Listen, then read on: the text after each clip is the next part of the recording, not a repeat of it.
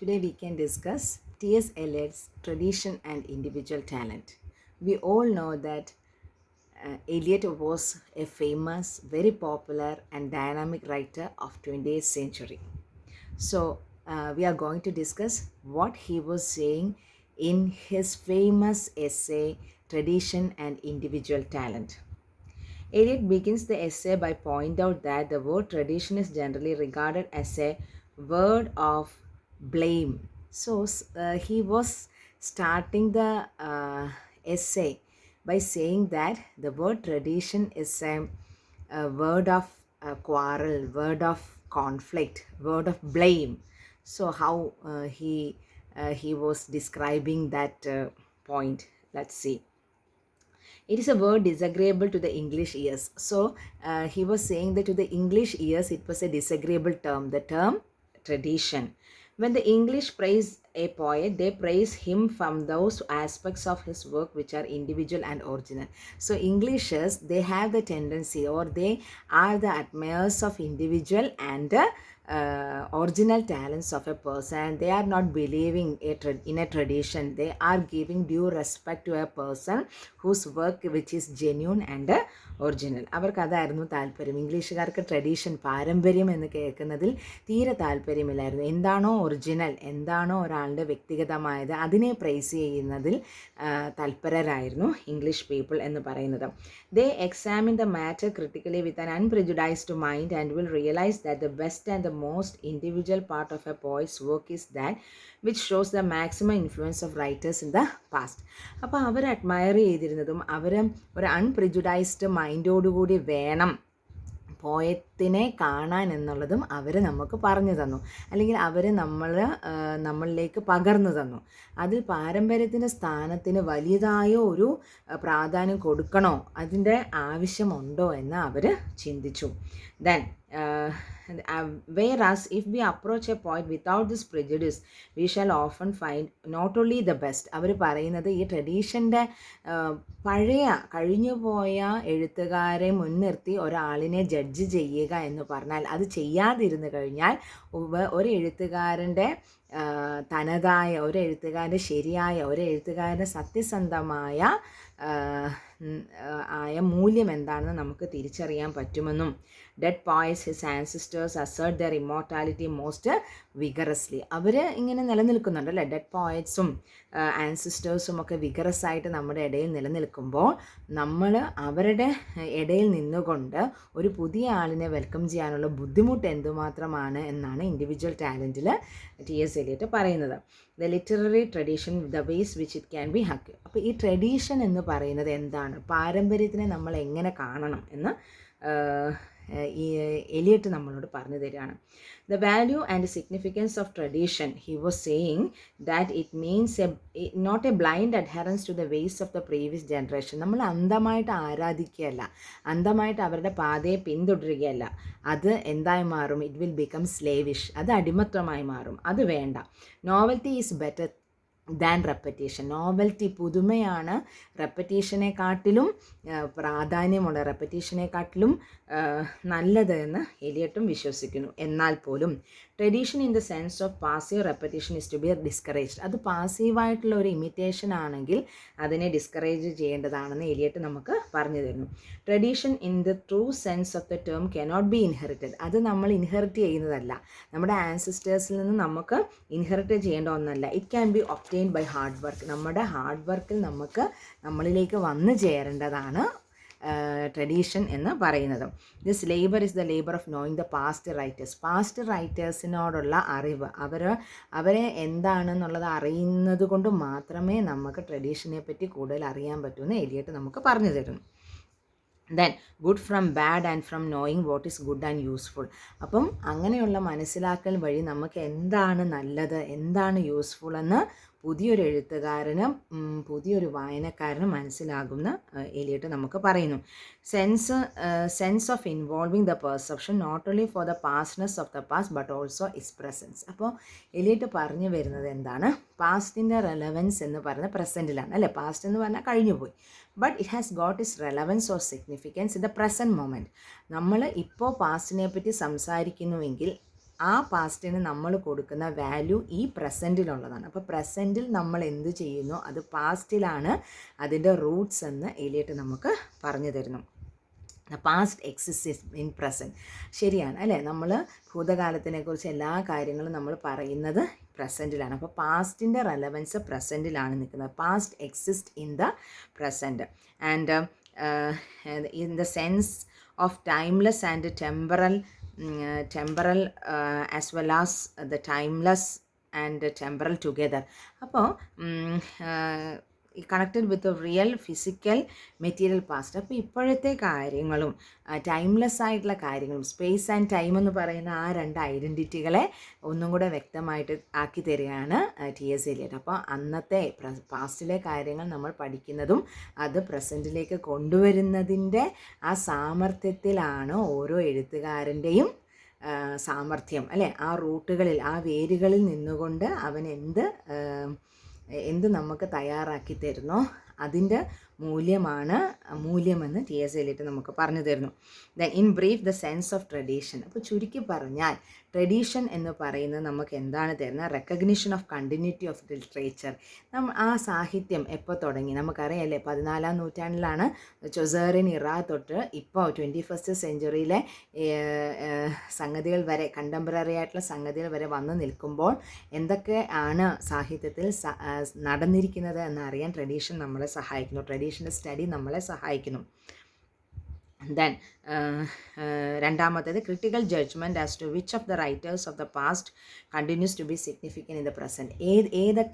ഏതൊക്കെ റൈറ്റേഴ്സാണ്, ആരൊക്കെയാണ് പാസ്റ്റിൽ അവരുടേതായ പ്രാഗൽഭ്യം തെളിയിച്ചവർ ഇപ്പോഴും നമ്മുടെ ഇടയിൽ സജീവമായി നിൽക്കുന്നതെന്ന് നമുക്ക് മനസ്സിലാക്കാൻ ട്രഡീഷനെക്കുറിച്ചുള്ള പഠനം നമ്മെ സഹായിക്കും. 3. Knowledge of these significant writers obtain through painstaking effort. ഇത് വെറുതെ കിട്ടുന്നതല്ല അല്ലേ? Through rigorous reading, through rigorous writing, through rigorous interaction, through rigorous indulgence in those things which we need to know about the past. പാസ്റ്റിനെ കുറിച്ചുള്ള കാര്യങ്ങൾ അറിയണമെങ്കിൽ നമ്മൾ കുറച്ച് വേദന എടുത്തേ പറ്റൂ അല്ലേ? ആ വേദനയിലൂടെ കടന്നു പോയ ഒരാൾക്ക് മാത്രമേ നല്ലൊരു എഴുത്തുകാരനായി പ്രസൻറ്റിൽ നിലകൊള്ളാൻ പറ്റൂന്ന് എലിയട്ട് പറയുന്നു. Dynamic conception of tradition it's value. എന്താണ് ടി.എസ്. എലിയട്ട് പറയുന്നത്? Dynamic conception emphasising further the value of tradition. അപ്പോൾ നമ്മൾ ഒന്ന് തിരിഞ്ഞു നോക്കിയാൽ BC ഒരു 300-ലൊക്കെ ജീവിച്ചിരുന്ന അരിസ്റ്റോട്ടിലും പ്ലേറ്റോയും ഒക്കെ വാല്യൂ ഓഫ് ലിറ്ററേച്ചർ എന്തായിരിക്കണം വാല്യൂ എന്ന് പറയുന്നിടത്ത് എലിയട്ട് വാല്യൂ ഓഫ് ട്രഡീഷൻ എന്താണെന്ന് നമുക്ക് പറഞ്ഞു തരികയാണ്. Comparison and contrast. We must compare the writers, we must contrast the writers എന്നാണ് നമുക്ക് പറഞ്ഞത്. വർക്ക്സ് ഓഫ് ദ പോയസ്റ്റ് and artist in the past. നമ്മൾ പാസ്റ്റിലെ ആർട്ടിസ്റ്റുകളുമായിട്ട് പാസ്റ്റിലെ പോയറ്റ്സുമായിട്ട് ഇപ്പോഴുള്ള ആൾക്കാരെ കമ്പയർ ചെയ്യുക, കോൺട്രാസ്റ്റ് ചെയ്യുക. എന്നാലേ നമുക്ക് ഒരു ശരിയായ ഉത്തരം എന്താണ് ഒരു റൈറ്റിംഗ്, എന്താണ് ഒരു ബുക്ക് എന്നുള്ളതിനെ പറ്റിയുള്ള മതിയായ ഗ്രാഹ്യം കിട്ടുമെന്ന് പറയുന്നു. പക്ഷേ ഒരു വ്യത്യാസമുണ്ട് ടി.എസ്. എലിയട്ട് പറയുന്നതിൽ. You cannot judge things. നിങ്ങൾ അത് വിചാരിച്ച് പാസ്റ്റിലെ ഒന്നിനെ കമ്പയർ ചെയ്തിട്ട് ഇപ്പോൾ ഉള്ള ഒരാളുടെ വർക്കിനെ നിങ്ങൾ കമ്പയർ ചെയ്യണ്ട അല്ലേ? അതിനെ വിലയിരുത്തുക മാത്രം ചെയ്താൽ മതി. അതിനെ ഒരിക്കലും ജഡ്ജ് ചെയ്യരുത് എന്നാണ് പറയുന്നത് അല്ലേ? നമ്മൾ പൊതുവായിട്ട് പറയുന്ന കാര്യമാണ്. Nobody can judge others അല്ലേ? നമ്മൾ വരുന്ന വഴിയിലൂടെ നമ്മളെടുത്ത പെയിനല്ല വേറൊരാളെടുത്ത പെയിൻ. അപ്പോൾ നമുക്ക് വേറൊരാളിനെയും അല്ലെങ്കിൽ വേറൊരാളിനെ നമ്മളെയും ജഡ്ജ് ചെയ്യാനുള്ള അധികാരമില്ല. അപ്പോൾ ജഡ്ജ് ചെയ്യണ്ട, അറിഞ്ഞിരുന്നാൽ മതി. What happened in the past and what is the difference between the past writers and the present writers എന്നുള്ളത് അറിഞ്ഞിരിക്കണം എന്നുള്ളതാണ്. Then Eliot's conception of tradition is a dynamic one. ഒരു ഡൈനാമിക് ആയിട്ടുള്ള കാഴ്ചപ്പാടാണ് അദ്ദേഹത്തിന് ഉണ്ടായിരുന്നത്. Tradition is not anything fixed and static. പാരമ്പര്യം എന്ന് പറയുന്നത് ഒരിക്കലും സ്റ്റാറ്റിക് അല്ല, ഒരിക്കലും ഫിക്സ്ഡ് അല്ല. പിന്നെ ഇറ്റ് ഈസ് കണ്ടിന്യൂസ്ലി ചേഞ്ചിങ്. അത് ഓരോ ദിവസം തോറും, ഓരോ മൊമെൻറ്റ് തോറും, ഓരോ വർഷം തോറും ഇങ്ങനെ മാറിക്കൊണ്ടിരിക്കുന്ന ഒരു സംഗതിയാണ് ട്രഡീഷൻ എന്ന് പറയുന്നത്. Then he must confirm to the literary tradition. അപ്പോൾ ഏതൊരു എഴുത്തുകാരനും ലിറ്റററി ട്രഡീഷൻ്റെ ഒരു വക്താവായിരിക്കും, ലിറ്റററി ട്രഡീഷൻ്റെ ഒരു ഭാഗമായിരിക്കുന്നത് നല്ലതാകുമെന്ന് ടി.എസ്. എലിയട്ട് നമുക്ക് പറഞ്ഞു തരുന്നു. When A new work of art is created is really new and origin, the whole literary tradition is modified. ഒരു പുതിയ ബുക്ക് എഴുതപ്പെടുകയാണ്, ഒരു പുതിയ സൃഷ്ടി, കലാസൃഷ്ടി ഉണ്ടാകുകയാണ്. അപ്പോൾ അത് ഈ ട്രഡീഷൻ്റെ ഭാഗമായി കൂടിച്ചേരുകയാണ്. അപ്പോൾ പുതിയ ഒരാളിനും he or she also gets that chance to add to that tradition. The past direct the present. അതിൻ്റെ കാരണം പിന്നെയും നമുക്ക് പറഞ്ഞു തരികയാണ്. പാസ്റ്റാണ് പ്രസൻറ്റിനെ ഡയറക്റ്റ് ചെയ്യുന്ന സംഗതി. And itself modified and altered by the present. എന്നിട്ട് പ്രസൻറ്റിൽ ഉള്ള ആൾക്കാർ ആ പാസ്റ്റിനെ മോഡിഫൈ ചെയ്യുകയും അത് തങ്ങളുടേതാക്കുകയും തങ്ങളും ആ ട്രഡീഷൻ. അപ്പം ബോത്ത് ദീസ് ആർ കോംപ്ലിമെൻ്ററി അല്ലേ. ഇൻഡിവിജ്വലും ട്രഡീഷനും എങ്ങനെ കോംപ്ലിമെൻ്ററി ആകുന്നു എന്ന് പറയുന്നു. Tradition is by knowing the tradition the individual present becomes a part of the tradition. നേരെ തിരിച്ച് ഇൻഡിവിജ്വൽ ട്രഡീഷൻ്റെ ഭാഗമാകുന്നത് പോലെ തന്നെ ട്രഡീഷൻ ഇൻഡിവിജ്വലിൻ്റെ ഭാഗവും ആകുന്നു. Then every great poet like Virgil, Dante or Shakespeare add something to the literary tradition. പണ്ട് നമുക്ക് അറിയാവുന്ന വെർജിലും ഡാൻഡെയും ഷേക്സ്പിയറും ഒക്കെ അവരുടേതായ സംഭാവനകൾ പലതും ഈ ട്രഡീഷന് നൽകിയിട്ടുള്ളവരാണ്. ഇനി ഫങ്ഷൻ ഓഫ് ട്രഡീഷൻ. എന്താണ് ഈ പാരമ്പര്യത്തിൻ്റെ ഫങ്ഷൻ എന്ന് പറയുന്നത്? Compare and you can compare and contrast with the works of the past. അപ്പം ട്രഡീഷൻ്റെ ധർമ്മം എന്ന് പറയുന്നത് കമ്പയറിങ് ആൻഡ് കോൺട്രാസ്റ്റിംഗ് ആണ്. It is not about judging a work of others and to set objectives to make a writer, make a poet as this category or that category. ഒരു judgement നടത്തിയിട്ട് ഒരു poet നിലവാരം കൂടിയതാണ് നിലവാരം കുറഞ്ഞതാണ് എന്ന് പറഞ്ഞാൽ അവരെ ജഡ്ജ് ചെയ്യാനുള്ളൊരു ഫങ്ഷൻ അല്ല. പിന്നെയോ കമ്പാരിസൺ ആൻഡ് കോൺട്രാസ്റ്റ് മാത്രമായിരിക്കണം. The comparison is made for the purpose of analysis. ഒരു വർക്കിനെക്കുറിച്ച് അനലൈസ് ചെയ്ത് അപഗ്രഥിക്കാൻ വേണ്ടി മാത്രമായിരിക്കണം കമ്പയറിങ്ങും കോൺട്രാസ്റ്റും നടത്തേണ്ടത്. For forming a better understanding of the new. അതുവഴി നമുക്ക് പുതിയ ബുക്കിനെ പറ്റി, പുതിയ എഴുത്തിനെ പറ്റി കൂടുതൽ അറിയാൻ സാധിക്കുന്നു. The past helps us to understand the present and the present throws light to the past. വീണ്ടും അവിടെ ട്രഡീഷൻ്റെ കാര്യം പറയുമ്പോൾ എത്തുകയാണ്. പാസ്റ്റ് പ്രസൻറ്റിലേക്ക് വെളിച്ചം വീശുന്നു, പ്രസൻറ്റ് നേരെ തിരിച്ച് പാസ്റ്റിലേക്കും വെളിച്ചം വീശുന്നു. അപ്പോൾ പാസ്റ്റിനെ അറിഞ്ഞുകൊണ്ട് മാത്രമേ നമുക്ക് പ്രസൻറ്റിൽ നിലനിൽപ്പുള്ളൂ എന്നും പ്രസൻറ്റിലാണ് പാസ്റ്റിൻ്റെ ചർച്ചയെന്നുമുള്ള സുന്ദരമായ ഒരു വ്യാഖ്യാനം ടി.എസ്. എലിയട്ട് കൊണ്ടുവരികയാണ്. ഇനി sense of tradition is real meaning. എന്താണ് പാരമ്പര്യം എന്ന് നമുക്ക് ഇപ്പോൾ ഡൈനാമിക് ആണെന്ന് പറഞ്ഞു, അതിൻ്റെ ഫങ്ഷൻ പറഞ്ഞു. ഇനി അതിൻ്റെ ഒരു സെൻസ് എന്താണ്, അത് തരുന്ന സെൻസ് എന്താണ്? The past must be examined critically and only the significant in it should be acquired. നമ്മൾ വളരെ ക്രിട്ടിക്കലായിട്ട്, ക്രിട്ടിക്കൽ തിങ്കിങ് എന്ന് പറഞ്ഞാൽ എന്താണ്? You should be precise and you must have the clarity. വളരെ ആക്യുറേറ്റ് ആയിട്ടും വളരെ പ്രിസൈസായിട്ടും വളരെ ക്ലാരിറ്റി ആയിട്ടും അൺപ്രിജുഡിസ്ഡ് ആയിട്ടും ചിന്തിക്കുന്നതിനാണ് ക്രിട്ടിക്കൽ എന്ന് പറയുന്നത്. അപ്പോൾ നമ്മൾ വളരെ ഗാഢമായിട്ട് അനാലിസിസ് നടത്തുക, എന്താണ് പാസ്റ്റിൽ സംഭവിച്ചത് എന്നിട്ട് നമ്മൾ എന്ത് ചെയ്യുക? Neither should a poet be content merely to know some particular. അപ്പോൾ ഒരു എഴുത്തിലേക്ക് പ്രവേശിക്കുന്ന ഒരാൾ, ഒരു പോയറ്റ് അല്ലെങ്കിൽ ഒരു എഴുത്തുകാരൻ ഒരിക്കലും അവൻ്റെ ചട്ടക്കൂടിനുള്ളിൽ നിന്നുകൂടാ. എനിക്ക് ഇത്രയും പേരെ അറിഞ്ഞാൽ മതി, എനിക്ക് ഏറ്റവും ഇഷ്ടപ്പെട്ട ഒരു എഴുത്തുകാരനുണ്ട്, ഞാൻ അയാളെ മാത്രമേ അറിയൂ, എനിക്ക് അതാണ് താല്പര്യം എന്ന് പറഞ്ഞ് ഒരിക്കലും അങ്ങനെ നിൽക്കാൻ പാടില്ല. പിന്നെയോ you should know more about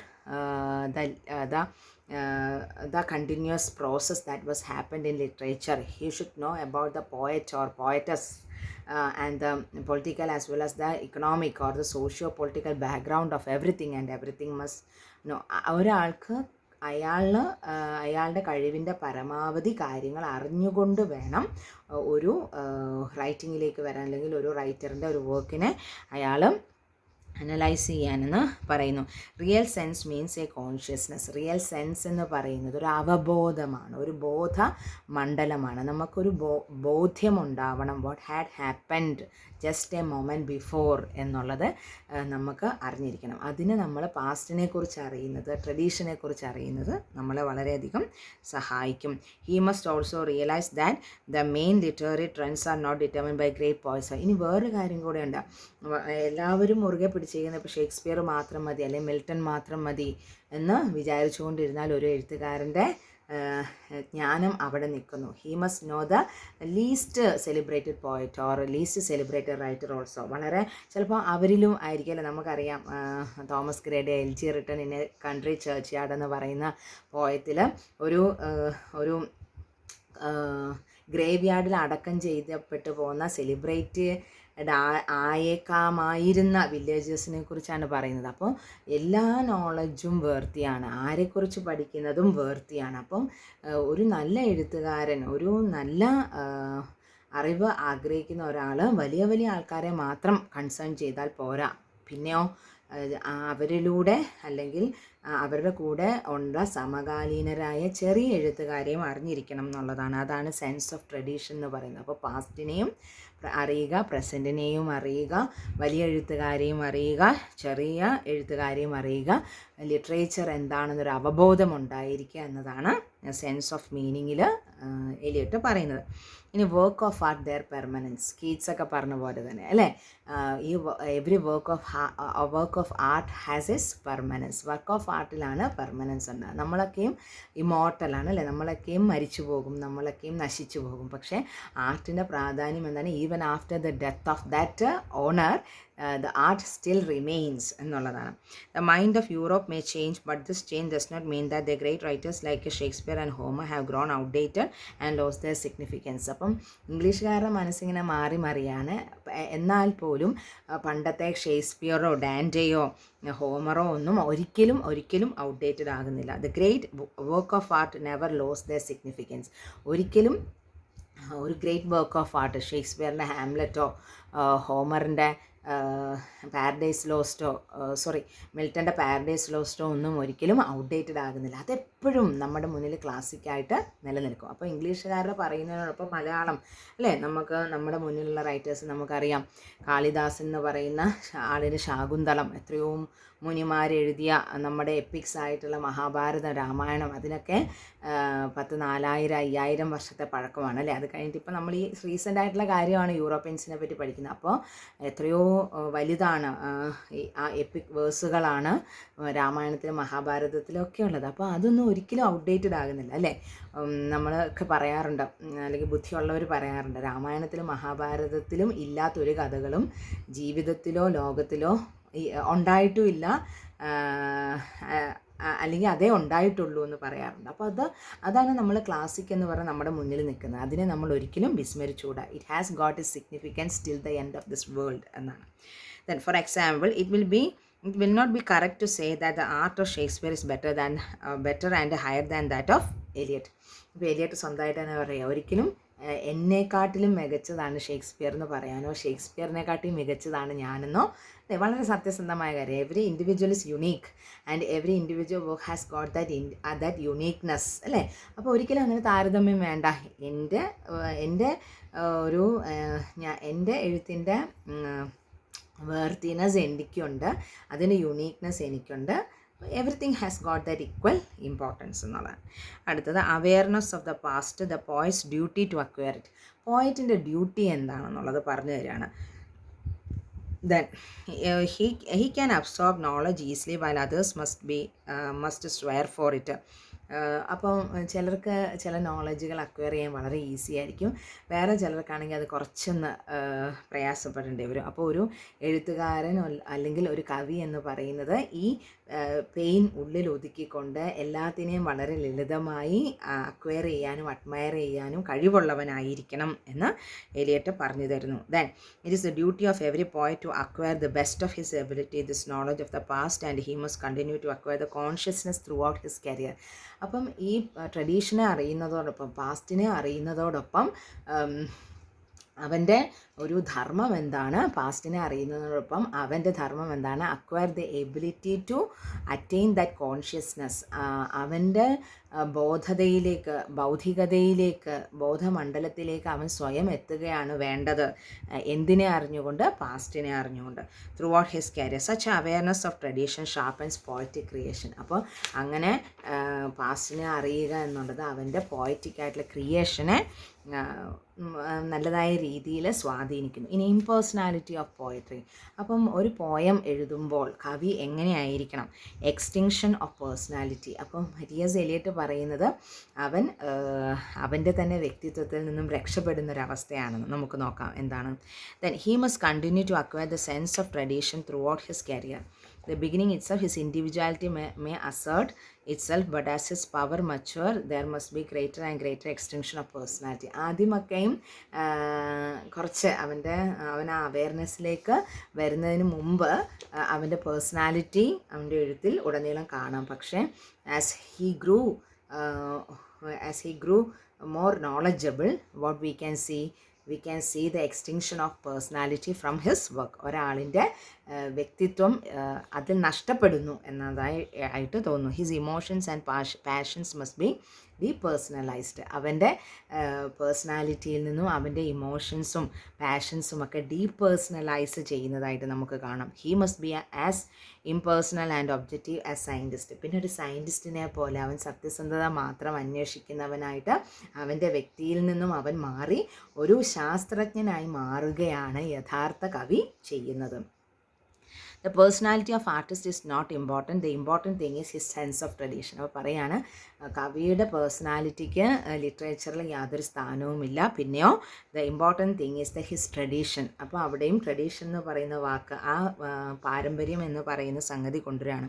A good poem is a living whole of all poetry the has been ever written. അപ്പോൾ ഒരു നല്ല പോയട്രി, ഇപ്പോൾ ഞാൻ എഴുതുകയാണ് എന്ന് പറഞ്ഞാൽ എൻ്റെ വിചാരത്തിൽ അല്ലെങ്കിൽ എന്തായിരിക്കണം, that is the best poetry that has ever written എന്നുള്ളതായിരിക്കണം എൻ്റെ കൺസെപ്റ്റ്, എൻ്റെ ചിന്ത. അതോടുകൂടിയിട്ട് അത്രമേൽ ഡീപേഴ്സണലൈസ് ചെയ്തിട്ടായിരിക്കണം ഞാൻ ഒരു കവിത എഴുതേണ്ടത്. Thus the poet's personality is merely a medium. Poet നടുക്കൊരു മീഡിയമാണ്.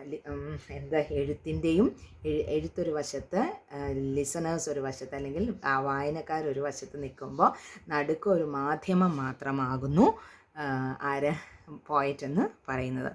Then having the same significance as A catalytic agent. ഇവിടെയാണ് ടി.എസ്. എലിയുടെ കാറ്റലിസ്റ്റിനെ കുറിച്ച് പറയുന്നത്. നമുക്കറിയാം കെമിക്കൽ റിയാക്ഷൻസിനെ ഒന്ന് മോട്ടിവേറ്റ് ചെയ്യാൻ അല്ലെങ്കിൽ റിയാക്ഷൻസിനെ ഫാസ്റ്റ് ആക്കാനായിട്ട് ഉപയോഗിക്കുന്ന ഒരു എന്നാൽ ആ സാധനം ഒരിക്കലും ഒരു പ്രോസസ്സിന് വിധേയമാകുന്നില്ല. അതിനാണ് കാറ്റലിസ്റ്റ് എന്ന് പറയുന്നത് അല്ലേ. അപ്പം കാറ്റലിസ്റ്റ് പോയറ്റിൻ്റെ റോള് എന്ന് പറയുന്ന ഒരു കാറ്റലിസ്റ്റ് മാത്രമാണ്, കാറ്റലിസ്റ്റിക് ആക്ഷൻ മാത്രമാണ്. He or she is in between the knowledge or the subject and the listeners, and he is acting as a catalyst in which he or she is not undergoing any reaction. അപ്പോൾ ആ ഒരു മീഡിയമായിട്ട് നിൽക്കുന്നു എന്ന് മാത്രമേ ഉള്ളൂ. Neither he has got an importance in the reactants or the products. അപ്പം റിയാക്റ്റൻസിനും ഇല്ല, പ്രോഡക്ട്സിനും ഇല്ല, ഇടയ്ക്ക് നിൽക്കുന്നൊരു മീഡിയം മാത്രമാകുന്നു റൈറ്ററിൻ്റെ role. That is why Eliot holds that honest criticism and sensitive appreciation is directed not upon the poet but upon the poetry. അപ്പോൾ യഥാർത്ഥമായ ക്രിറ്റിസിസമോ യഥാർത്ഥമായ അപ്രീസിയേഷനോ ഒരിക്കലും പോയറ്റിന് ആയിരിക്കരുത്, പോയട്രിക്ക് ആയിരിക്കണമെന്ന് അല്ലേ.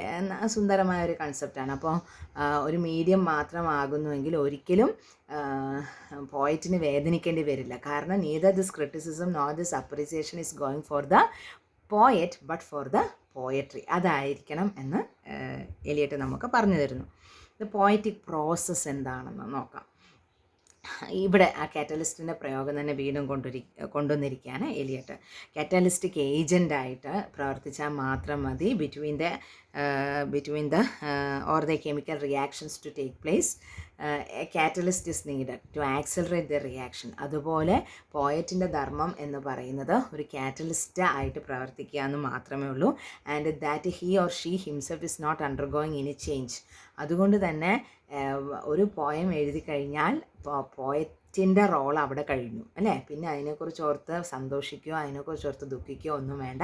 He or she can be very free after writing the poem, and it is up to the listeners who can decide what is or who can take into them and who can make things happen in their brain or mind or soul. പിന്നെ അവരുടെ ചിന്തകളിൽ അല്ലെങ്കിൽ അവരുടെ ഹൃദയത്തിൽ അവരുടെ ആത്മാവിൽ എന്ത് സംഭവിക്കുന്നു എന്നുള്ളത് പോയറ്റിന് അറിയേണ്ട ഒരു ആവശ്യവുമില്ല എന്ന് പറയുന്നു.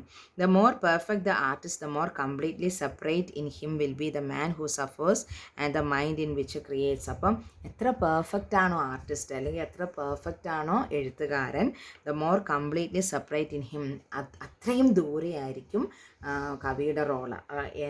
അതായത് എലിയട്ട് പറയുന്നത് അവൻ ഇതിനെക്കുറിച്ചുള്ള ബോധമില്ലെങ്കിൽ മാത്രമാണ് കവി ഇതിൻ്റെ അടുത്തേക്ക് നിൽക്കുന്നത്. അത് വേണ്ട എന്നാണ് പറയുന്നത്. അടുത്തേക്ക് നിൽക്കരുത്.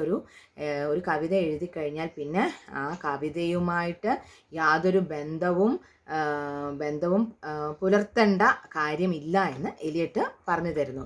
അപ്പോൾ എത്രത്തോളം പെർഫെക്റ്റ് ആണോ artist, he or she will be away from the reaction that is happening in the mind of readers എന്നുള്ളത് മനസ്സിലാക്കുക. The test of maturity of an artist is the completeness with which his men digest and transmute the passions which form the substance of his poetry. അപ്പോൾ ഒരു പോയട്രിയുടെ substance എന്ന് പറയുന്നത് എന്താണ്? എത്രത്തോളം അത് വായനക്കാരന് ഡൈജസ്റ്റ് ആകുന്നു, എത്രത്തോളം ആ വായന ആ ചിന്തയെ ട്രാൻസ്മ്യൂട്ട് ചെയ്യുന്നു, അല്ലെ ട്രാൻസ്മ്യൂട്ടേഷൻ നമ്മുടെ ഉള്ളിലുണ്ടാകുന്ന മാറ്റം, അല്ലേ, ആ മാറ്റത്തിന് എത്രത്തോളം വിധേയമാകുന്നു എന്നതിനെ അനുസരിച്ചിരിക്കും ഒരു പോയത്തിൻ്റെ അല്ലെങ്കിൽ ഒരു പോയട്രി കളക്ഷൻ്റെ എന്തെന്ന് പറയുന്നത്, വേർത്ത് എന്ന് പറയുന്നത് അല്ലെങ്കിൽ സബ്സ്റ്റൻസ് എന്ന് പറയുന്നത്. അപ്പോൾ ആ രണ്ട് വാക്ക് ഓർത്തിരിക്കുക. How men digest and transmute the passions. ഒരു പോയറ്റ് കൊടുത്ത, ഒരു റൈറ്റർ കൊടുത്ത പാഷൻ എങ്ങനെ ഒരു ലിസണർ അല്ലെങ്കിൽ ഒരു വായനക്കാരൻ അസിമുലേറ്റ് ചെയ്യുന്നു, അതിനെ ട്രാൻസ്മ്യൂട്ട് ചെയ്യുന്നു ഉള്ളതിനെ മാത്രം ആശ്രയിച്ചിരിക്കുന്നു പോയട്രിയുടെ വാല്യൂ എന്ന് പറയുന്നത്.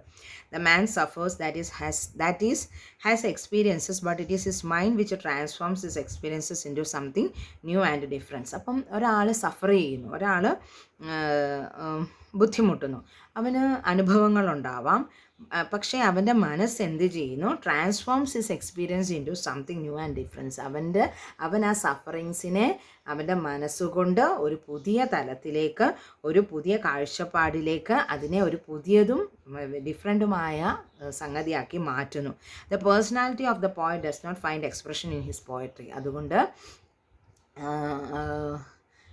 എഴുത്തുകാരൻ്റെ പേഴ്സണാലിറ്റിക്ക് പോയട്രിയിൽ ഒരു സ്ഥാനവും ഇല്ല. ആരാണ് അവിടെ സ്ഥാനം വഹിക്കുന്നത്? വായനക്കാരൻ്റെ ചിന്തകളിലും ഹൃദയത്തിലും ആത്മാവിലും എന്ത് സംഭവിക്കുന്നു, അവൻ പുതിയതായും ഡിഫറെൻ്റായിട്ടും അതെങ്ങനെ ട്രാൻസ്മ്യൂട്ട് ചെയ്ത് അവൻ അതിനെ കൊണ്ടു നടക്കുന്നു എന്നതിൽ മാത്രമാണ്. അപ്പോൾ അവിടെ ഒരു കാറ്റലിറ്റിക് ഏജൻറ്റ് മാത്രമാകുന്നു ആര്? എഴുത്തുകാരൻ. അപ്പം മനസ്സിലായല്ലോ. ദെൻ ഇമോഷൻസ് ആൻഡ് ഫീലിങ്സ്, അതാണ് ഏറ്റവും ചർച്ച ചെയ്യപ്പെട്ട വിഷയം. അങ്ങ് പ്ലേറ്റോ തൊട്ടിട്ട് അരിസ്റ്റോട്ടിലും ഒക്കെ എന്താണ് ഈ ഇമോഷൻസും ഫീലിങ്സും, എങ്ങനെയാണ് ഒരു പോയറ്റ് അല്ലെങ്കിൽ ഒരു റൈറ്റർ കൺവേ ചെയ്യുന്നത്, അതെങ്ങനെയാണ് ലിസണർക്ക് കിട്ടുന്നത്, അതെന്താണ് എന്ന് പറഞ്ഞു തരണം. The experience which enters the poetic process may be of two kinds. Emotions and നമ്മുടെ വൈകാരികതയും നമ്മുടെ വികാരങ്ങളും ഒന്നിച്ച് ചേരുന്നതാണ് ഒരു സംഗതി നമ്മൾ വായിക്കുമ്പോൾ, ഒരു കവിത നമ്മൾ വായിക്കുമ്പോൾ ഒരേ സമയം നമ്മുടെ ഇമോഷൻസും ഫീലിങ്സും ഒക്കെ നമുക്ക് ഉണ്ടാവുന്നു. Poetry may be composed out of emotions only or out of the feelings. ഒന്നുകിൽ ഇമോഷൻസ് കൊണ്ടാവാം, അല്ലെങ്കിൽ ഫീലിങ്സ് കൊണ്ടാവാം, അല്ലെങ്കിൽ രണ്ടും അതിൽ ഉൾപ്പെട്ടിരിക്കുന്നു. T S. Eliot here distinguishes between emotions and feelings. ഇവിടെ ഇമോഷൻസിനെയും ഫീലിങ്സിനെയുമാണ് എലിയട്ട് ഡിസ്റ്റിങ്വിഷ് ചെയ്യുന്നത്. എലിയട്ട് എന്താണ് വ്യത്യാസം എന്ന് നമുക്ക് പറഞ്ഞു തരുന്നത്. He does not state what is the difference now where else in his writings is the distinction maintain neither does he adequately എന്നൊക്കെ പറഞ്ഞാലും നമുക്കത് പൊതുവേ കേൾക്കുമ്പോൾ ഇമോഷൻസും ഫീലിങ്സും ഒന്നാണെന്ന് നമുക്ക് തോന്നും. But Eliot was saying that it was to എന്ന് പറഞ്ഞെങ്കിലും അദ്ദേഹം അതിനെപ്പറ്റി ടു എന്ന് പറഞ്ഞ് അവിടെ നിർത്തുകയാണ്. അതിനെപ്പറ്റി കൂടുതൽ എന്താണ് വ്യത്യാസം എന്നുള്ളത് നമുക്ക് പറഞ്ഞു തരുന്നില്ലെന്നുള്ളതാണ് അതിൻ്റെ വാസ്തവം. The distinction should therefore be ignored more so as it has no bearing on his impersonal theory of poetry. ചിലപ്പോൾ അദ്ദേഹത്തിൻ്റെ ഇംപേഴ്സണൽ തിയറി ഓഫ് പോയട്രിയിൽ അതിന് അത്രമാത്രം പ്രാധാന്യം ഇല്ലാത്തത് കൊണ്ടായിരിക്കും അദ്ദേഹം ഇമോഷൻസും ഫീലിങ്സിനെയും അങ്ങനെ ഡിസ്റ്റിങ്റ്റ് ചെയ്യാതെ വിട്ടത് എന്ന് നമുക്ക് അനുമാനിക്കാം. Poetry as an organisation, intensity of poetic process. അടുത്ത ഹെഡിങ് ആണ് ഇൻറ്റൻസിറ്റി ഓഫ് പോയറ്റിക് പ്രോസസ്സ്. ഇതൊരു പ്രോസസ്സാണ് അല്ലേ? എഴുത്തെന്ന് പറയുന്നത് നമ്മളിപ്പോൾ പറഞ്ഞു ഒരു പ്രോസസ്സാണ്. അപ്പോൾ അതിൻ്റെ ഒരു ഇൻറ്റൻസിറ്റി, അതിൻ്റെ ഒരു ആഴം, അതിൻ്റെ ഒരു ഡെപ്ത് എന്താണെന്ന് പറയാണ്. Poet's mind to a jar or receptacle. അപ്പോൾ എലിയട്ട് പറയുന്നതനുസരിച്ച് പോയറ്റിൻ്റെ മൈൻഡ് എന്ന് പറയുന്ന ഒരു ജാറാണ്, അല്ലെങ്കിൽ ഒരു റിസപ്റ്റക്കിളാണ്, ഒരു പാത്രമാണ്. Numberless feelings and emotions are stored in it. അതിൽ അസംഖ്യം ഇമോഷൻസും ഫീലിങ്സും ഒക്കെ അത് സ്റ്റോർ ചെയ്തിട്ടുണ്ട്. ഇമോഷൻസും ഫീലിങ്സും നമ്മുടെ വികാരങ്ങൾ, അല്ലെങ്കിൽ എന്താ പറയുക, വികാരങ്ങൾ അല്ലെങ്കിൽ നമ്മുടെ വൈകാരികത അല്ലേ, അത് ഇങ്ങനെ ഫില്ല് ചെയ്തിട്ടിരിക്കുകയാണ്. Which remain there in unorganised and chaotic form. അവിടെ അത് അൺഓർഗനൈസ്ഡ് ആയിട്ടും ഒരു ഖയോസ്, ഒരു പ്രശ്നത്തിലുമൊക്കെ ഇങ്ങനെ കിടക്കുകയാണ്. വളരെ സംഘർഷഭരിതമായ ഒരു പ്രശ്നത്തിൽ ഇങ്ങനെ കിടക്കുകയാണ്. അപ്പോൾ അപ്പോൾ എലിയറ്റിൻ്റെ അഭിപ്രായത്തിൽ ഈ പോയറ്റിൻ്റെ മൈൻഡ് എന്ന് പറയുന്നത് അൺഓർഗനൈസ്ഡ് ആയിട്ടും ഭയങ്കര കയോട്ടിക്കായിട്ട് ഭയങ്കര പ്രശ്നമായിട്ട് കോംപ്ലക്സ് ആയിട്ട് ഇങ്ങനെ കിടക്കുകയാണ്, ഇമോഷൻസും ഫീലിങ്സും ഒക്കെ. All particles which can unite to form a new compound. അപ്പോൾ ഈ നമ്മൾ കെമിസ്ട്രിയിൽ പഠിക്കുന്ന elements are united to form compounds. അതുപോലെ കുറേ എലമെൻറ്റ്സ് ഇങ്ങനെ കൂടിക്കൊഴിഞ്ഞ് കിടക്കുകയാണ്. ഇതെല്ലാം അതിൻ്റെ വേണ്ടതായ രീതിയിൽ കമ്പൈൻ ചെയ്ത് കഴിയുമ്പോഴേ ഒരു കോമ്പൗണ്ടായിട്ട് പുറത്തേക്ക് വരികയുള്ളൂ. Poetry is organisation rather than inspiration. അപ്പോൾ അങ്ങനെയാണെങ്കിൽ ഒരിക്കലും പോയട്രിയെ നമ്മളൊരു ഓർഗനൈസേഷൻ എന്ന് പറഞ്ഞുകൂടാ, അതൊരു ഇൻസ്പിറേഷനായിട്ട് അവിടെ നിന്നോട്ടെ അല്ലേ, അതൊരു ഇൻസ്പിറേഷനായിട്ട് അവിടെ നിന്നോട്ടെ. That it is happening as an organised form in the mind of listeners ഉള്ളി, in the mind of readers ഉള്ളി അല്ലേ. പോയറ്റിൻ്റെ മൈൻഡ് അൺഓർഗനൈസ്ഡ് ആണ്. അപ്പോൾ പോയട്രിയെ എങ്ങനെ കാണണം എന്ന് എലിയട്ട് പറയുന്നു. It can be considered as an inspiration rather than organization എന്ന് നമുക്ക് പറയേണ്ടി വരും. And the greatness of a poem does not depend upon the greatness or even the intensity of emotions. ഒരു പോയത്തിൻ്റെ ഗ്രേറ്റ്നെസ് എന്ന് പറയുന്നത് ആ പോയത്തിലെ ഇമോഷൻസിൻ്റെ ഒരു ഇമോഷൻസിൻ്റെ തോതോ ഇമോഷൻസിൻ്റെ ഗ്രേറ്റ്നെസ്സോ ഒന്നുമല്ല. Which are the components of the poem but upon the intensity of the process of poetic composition. അപ്പം ഈ എത്രത്തോളം പെയിൻ എടുത്തിട്ടാണ് ഒരു പോയറ്റിക് കമ്പോസിഷൻ നടത്തുന്നത് എന്നുള്ളതിനെ ആശ്രയിച്ച് ആ പോയറ്റിക് പ്രോസസ്സിനാണ് പ്രാധാന്യം. അല്ലാതെ ഒരു പോയത്തിൽ ഇഷ്ടം പോലെ വാക്കുകൾ ഉപയോഗിച്ചിരിക്കുന്നു, കടിച്ചാൽ പൊട്ടാത്ത വാക്കുകൾ ഉപയോഗിച്ചിരിക്കുന്നു, അതിൻ്റെ ഗ്രേറ്റ്നെസ്, അതിൻ്റെ മീറ്റർ, അതിൻ്റെ റിതം, ഇതൊന്നുമല്ല. അതിൻ്റെ പോയറ്റിക് പ്രോസസ്സാണ് ഒരു പോയത്തിൻ്റെ ഒരു ഇൻറ്റൻസിറ്റിയെ തീരുമാനിക്കുന്നത്, അല്ലെങ്കിൽ ഒരു പോയത്തിൻ്റെ വാല്യൂവിനെ തീരുമാനിക്കുന്നതെന്ന് എലിയട്ട് പറയുന്നു. The more intense the poetic process the greater the poem. Poetic process എന്ന് പറയുന്ന ആ ഒരു പ്രക്രിയ എന്ന് പറയുന്നത് എത്രത്തോളം ഇൻറ്റൻസ് ആകുന്നു അത്രത്തോളം ഗ്രേറ്റർ ആകുന്നു ആ poem. So there is always A difference between artistic emotion and the personal emotions of the poet. അപ്പം അങ്ങനെയാണെങ്കിൽ ഒരു പോയറ്റിൻ്റെ മനസ്സിലുള്ള കലാപരമായ വൈകാരികതയും വ്യക്തിപരമായ വൈകാരികതയും തമ്മിൽ വളരെയധികം അന്തരമുണ്ട് എന്ന് പറയുന്നു. അതിനൊരു എക്സാമ്പിൾ പറയുമ്പോൾ നിങ്ങൾക്ക് മനസ്സിലാവും. The famous ode to nightingale of Keats contain number of emotions which have nothing to do with nightingale. Ode to nightingale എന്ന് പറയുന്ന കീറ്റ്സിൻ്റെ പോയം, അതിൽ ഇഷ്ടം പോലെ കാര്യങ്ങളുണ്ട്, ഇഷ്ടം പോലെ ഇമേജറീസ് വരുന്നുണ്ട്. നൈറ്റിംഗേലിനെ പ്രശംസിക്കുന്നുണ്ട്, നൈറ്റിംഗേലിൻ്റെ ശബ്ദത്തിനെ പറ്റി പറയുന്നുണ്ട്. പക്ഷേ ആ ഇമോഷൻസൊന്നും നൈറ്റിംഗേലിൻ്റെ അത്രയും ആ കീറ്റ്സ് കൊടുത്തിരിക്കുന്ന അത്രത്തോളം ഇമോഷൻസ് ഒന്നും നൈറ്റിംഗേലിന് യാതൊന്നും നൈറ്റിംഗേലിനോട്ട് പറയുന്നു എന്നല്ലാതെ അതൊന്നും വാസ്തവമാണോ, അതൊന്നും നൈറ്റിംഗേലിൻ്റെ പ്രകൃതമാണോ എന്ന് ഉള്ള ചോദ്യത്തിലേക്ക് നിൽക്കുന്നു. The difference between art and the event is always absolute. അപ്പോൾ ഇമാജിനേഷനിൽ ഒരു കവി എഴുതുന്ന സംഗതിയും അതിൻ്റെ ട്രൂത്ത് എന്ന് പറയുന്നതും നമുക്കൊരു ക്വസ്റ്റ്യൻ മാർക്കായിട്ട് വന്ന് നിൽക്കുന്നുണ്ട്. The poet has no personality to express, he is merely a medium in which impressions and experience combined in peculiar. അപ്പോൾ ഇവിടെയും എലിയട്ട് പറഞ്ഞുകൊണ്ട് വരുന്നതാണ് പോയറ്റ് എന്ന് പറയുന്നത് ഒരു മീഡിയം മാത്രമാണ്. അവനറിയാവുന്ന സംഗതികളും അവൻ്റെ ഇമോഷൻസും അവൻ്റെ ഫീലിങ്സും എന്നൊക്കെ പറയുന്നത് അവൻ അബ്സല്യൂട്ടാക്കി അവൻ പുറത്തേക്ക് ഒരു കവിതയായിട്ട് തരുന്നു എന്നുള്ളത് മാത്രമേ നടക്കുന്നുള്ളൂ. Then, impressions and experiences which are important for man may find no place in his poetry, and those which become important in poetry may have no significance for the man. അപ്പോൾ പോയട്രിയിൽ വളരെ വൈകാരികമായ വികാര വിക്ഷോഭങ്ങളൊക്കെ നടത്തുന്ന അതിൻ്റെ സാധ്യതയുള്ള കവിതകളിൽ പ്രത്യേകിച്ചും അത് മനുഷ്യൻ്റെ ജീവിതത്തിൽ വലിയ സ്ഥാനമുണ്ടോ എന്ന് ചോദിച്ചാൽ ഇല്ല. എന്നാൽ മനുഷ്യൻ്റെ ജീവിതത്തിൽ സ്ഥാനമുള്ള ഈ ഇമോഷൻസിനും ഫീലിങ്സിനും ഒക്കെ കവിതയിൽ വലിയ പ്രാധാന്യം ഉണ്ടോ എന്ന് ചോദിച്ചാൽ ഇല്ല, അല്ലേ? അപ്പം ഇതൊരു വേറെ എൻറ്റിറ്റി ആയിട്ട് തന്നെ നിൽക്കുന്നു എന്ന് എലിയട്ട് പറയുന്നു. Eliot thus reaches romantic subjectivism. അപ്പം റൊമാൻറ്റിക് സബ്ജക്റ്റിവിസം എന്ന് പറയുന്നതിനെ എലിയട്ട് എതിർക്കുന്നുണ്ട്. അടുത്തത് artistic emotion, the value of concentration. അതുകൂടെ പറഞ്ഞിട്ട് എലിയട്ട് നിർത്തുകയാണ്. The emotion of poetry is different from the personal emotions of poet. അപ്പോൾ പോയട്രിയിലെ ഇമോഷൻസും പോയറ്റിൻ്റെ ഇമോഷൻസും രണ്ടും രണ്ട് ധ്രുവത്തിലാണെന്ന് എലിയട്ട് പറയുന്നു. His personal emotions may be simple or crude, but the emotions of his poetry may be complex and refined. അദ്ദേഹത്തിൻ്റെ പേഴ്സണലായിട്ടുള്ള ഇമോഷൻസ് വളരെ സിമ്പിൾ ആവാം, വളരെ ക്രൂഡ് ആവാം, അതായത് സിവിലൈസ്ഡ് ആയിരിക്കണം എന്നില്ല. പക്ഷേ അദ്ദേഹത്തിൻ്റെ പോയട്രിയിലെ വരികൾ, അപ്പം ഇതിൽ തമ്മിൽ വ്യത്യാസമുണ്ടെന്നാണ് പറയുന്നത്. Poetry and poet has or is poles apart, രണ്ട് ധ്രുവങ്ങളിൽ നിൽക്കുന്നതാണ്, അല്ലേ? ഒരു പോയറ്റിൻ്റെ പോയം നമ്മൾ ഇവാലുവേറ്റ് ചെയ്തിട്ട് ഇതാണ് അദ്ദേഹം എന്ന് നമുക്കൊരിക്കലും നമുക്ക് ഒരു നിഗമനത്തിൽ എത്തിക്കൂടാ എന്നാണ് എലിയട്ട് പറയുന്നത്. It is not the business of the poet to find new emotions. പോയറ്റുകൾ അല്ലെങ്കിൽ എഴുത്തുകാർ പുതിയ ഇമോഷൻസിനെ ഇങ്ങനെ കണ്ടെത്തി കൊണ്ടുതരണം എന്ന് ശഠിക്കുന്നത് വെറുതെയാണ്. അത് അവരുടെ ഡ്യൂട്ടി അല്ല.